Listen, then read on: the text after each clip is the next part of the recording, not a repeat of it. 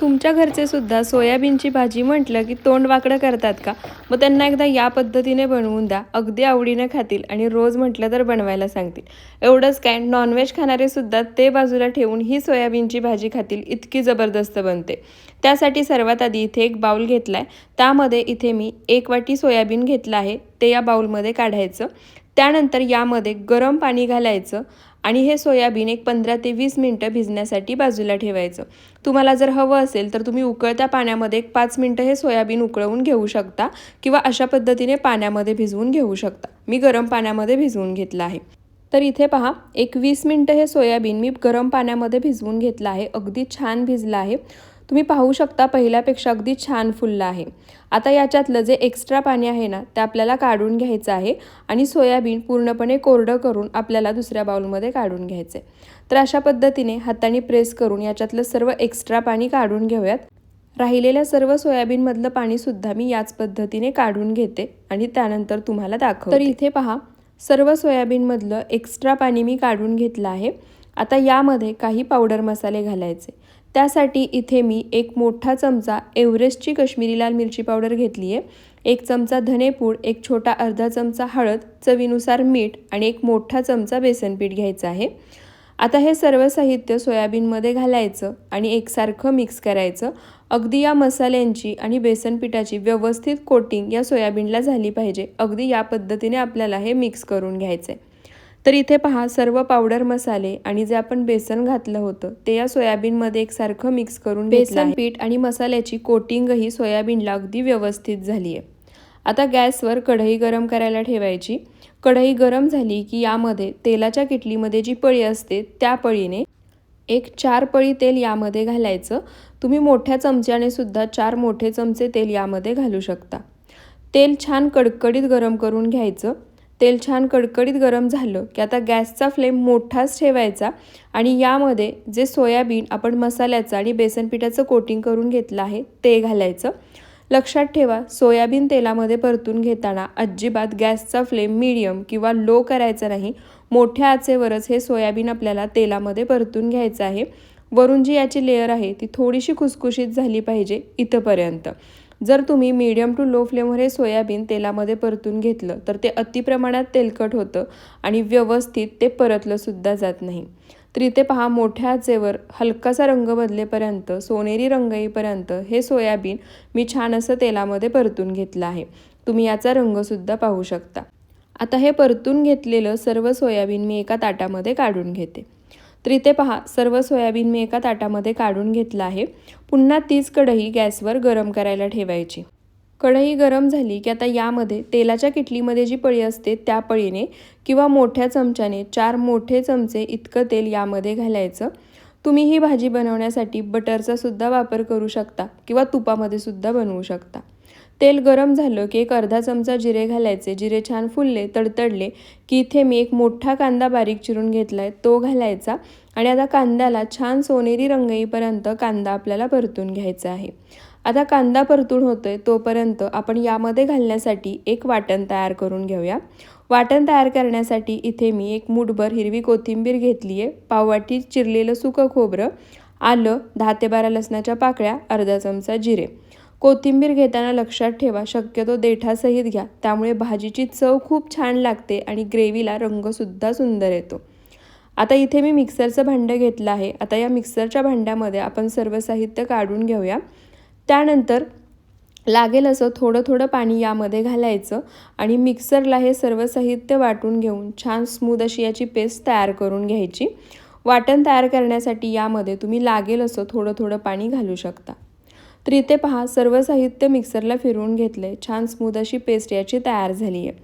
वाटण तयार होईपर्यंत इथे तुम्ही पाहू शकता कांदासुद्धा छान सोनेरी रंग येईपर्यंत परतून घेतला आहे. त्यानंतर आता यामध्ये जे आपण हिरवं वाटण तयार करून घेतलं आहे ते वाटण घालायचं आणि आता या वाटणाचा कच्चेपणा जाईपर्यंत आणि छान तेल सुटेपर्यंत कांद्यासोबत हे वाटणसुद्धा आपल्याला परतून घ्यायचं आहे.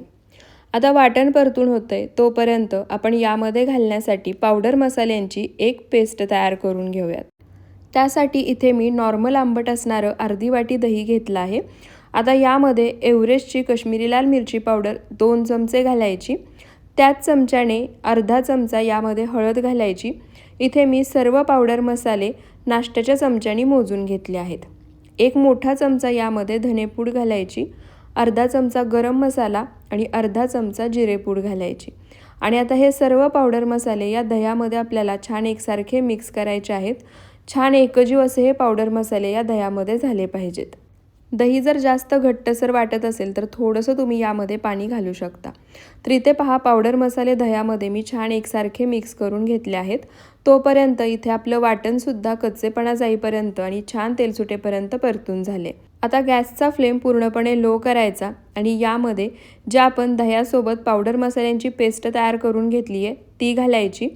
दही मसाल्यासोबत एकसारखं मिक्स होईपर्यंत आणि हलकंसं तेल सुटेपर्यंत मंद आचेवरतीच हे आपल्याला परतून घ्यायचं आहे, मिक्स करून घ्यायचं आहे, म्हणजे दही फाटणार नाही। जर तुम्ही मध्यम आचेवर हे परतून घेतलं ना तर दही फाटू शकतं। तर आता मंद आचेवर 1-2 मिनटं सर्व साहित्य मिक्स होईपर्यंत हे मी परतून घेतलं। त्यानंतर मीडियम गॅसचा फ्लेम करायचा आणि तेल सुटेपर्यंत परतून घ्यायचं। तर इथे पहा छान तेल सुटेपर्यंत सर्व साहित्य मी परतून घेतलं आहे। तुम्ही इथे पाहू शकता मसाल्याची कन्सिस्टन्सी, त्यासोबत मसाल्याचा रंगसुद्धा। त्यानंतर आता यामध्ये इथे मी एक मोठा टोमॅटो बारीक चिरून घेतला आहे तो घालायचा आणि त्यासोबतच याच स्टेपला यामध्ये चवीनुसार मीठ घालायचं, म्हणजे काय होतं टोमॅटोसुद्धा पटकन आणि छान मऊसूद भाजला जातो। आता हे सर्व साहित्य आपल्याला पुन्हा एकदा टोमॅटो छान मऊसूद होईपर्यंत आणि तेल सुटेपर्यंत भाजून घ्यायचं आहे। तर इथे पहा टोमॅटो छान मऊसूद होईपर्यंत, मसाल्याला तेल सुटेपर्यंत सर्व साहित्य मी पुन्हा एकदा भाजून घेतलं आहे। तुम्ही या ठिकाणी पुन्हा मसाल्याची कन्सिस्टन्सी, रंग पाहू शकता। त्यानंतर आता यामध्ये आपण जे सुरुवातीला सोयाबीन तेलामध्ये मसाल्याचं कोटिंग करून परतून घेतलं होतं ना, ते सोयाबीन यामध्ये घालायचं आणि आता हे सोयाबीन मसाल्यासोबत आपल्याला एकसारखं मिक्स करून घ्यायचं आहे।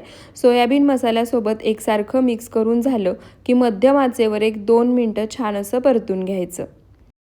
तर इथे पहा सोयाबीन मसाल्यासोबत मध्यम आचेवर 1-2 मिनटं मी छान असं परतून घेतलं आहे। त्यानंतर आता यामध्ये अर्धा ग्लास पाणी घालायचं। आता ही सोयाबीनची भाजी तुम्हाला कशी बनवायची आहे, लपथपीत, सुक्की किंवा पातळ, त्यानुसार तुम्ही यामध्ये पाण्याचं प्रमाण कमी जास्त करू शकता। मी ही भाजी लपथपीत बनवणार होते। मीठ आपण आधीच टोमॅटो भाजताना घातलं होतं। पाणी घातल्यानंतर सर्व साहित्य मिक्स करायचं, कढईवर झाकण ठेवायचं आणि मंद आचेवर 6 ते 7 मिनटं ही भाजी आपल्याला शिजवून घ्यायची आहे। तर इथे पहा 6 ते 7 मिनटं झाले आहेत। झाकण काढूयात आणि तुम्ही पाहू शकता भाजीला रंग किती सुंदर आला आहे, छान तेल सुटले आणि दिसायला सुद्धा ही भाजी जितकी अप्रतिम दिसते ना, चवीला सुद्धा त्याहीपेक्षा जबरदस्त झाली होती आणि त्यासोबतच चवीला इतकी भन्नाट की नॉनव्हेजला सुद्धा मागे सारेल। आता गॅस बंद करायचा, यामध्ये भरपूर सारी बारीक चिरलेली कोथिंबीर घालायची। तुम्हाला जर आवडत असेल तर तुम्ही कसुरी मेथीसुद्धा घालू शकता। कोथिंबीर घातल्यानंतर पुन्हा एकदा ही मिक्स करायची। मस्त गरमागरम हॉटेलसारखी, नॉनव्हेजच्या चवीलाही मागे सारेल अशी सोयाबीनची भाजी बनून तयार झाली आहे।